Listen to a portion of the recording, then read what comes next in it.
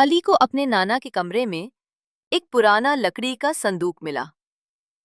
तजस्सुस में आकर जब उसने खोला तो अंदर एक पुराना नक्शा, एक ताला लगा हुआ रजिस्टर और एक चिट्ठी रखी थी। अगर तुम ये पढ़ रहे हो तो तुम तैयार हो।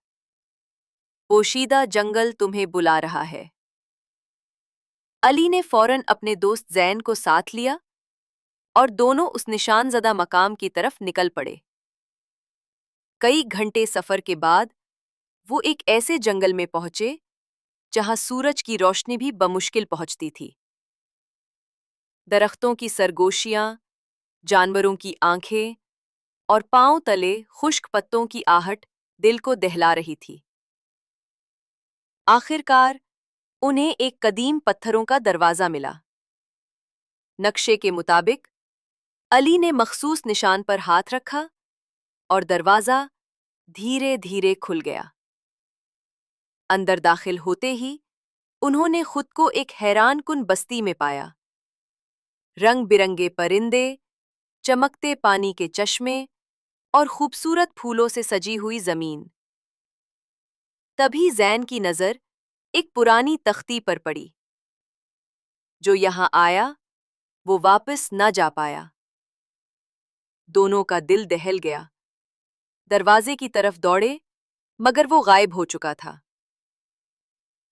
अचानक जंगल के बीचों बीच अली के नाना नमूदार हुए। लेकिन वो जिंदा नहीं, एक साया थे। नाना ने कहा, ये जंगल मेरे आबाओ अजदाद की मुहाफिजत में था। अब तुम उसके वारिस हो। लेकिन याद रखो, हर ताकत की कीमत होती है। नाना की बात खत्म होते ही जमीन हिलने लगी। अली के जिस्म में एक रोशनी भरने लगी और जैन बेहोश होकर गिर गया। अली की आंखों में एक नई रोशनी थी। इसे जंगल की हर आवाज, हर हरकत महसूस होने लगी। अली समझ चुका था, अब वो इंसान नहीं बल्कि पोशीदा जंगल का मुहाफिज बन चुका है। वापस जाना मुमकिन ना था।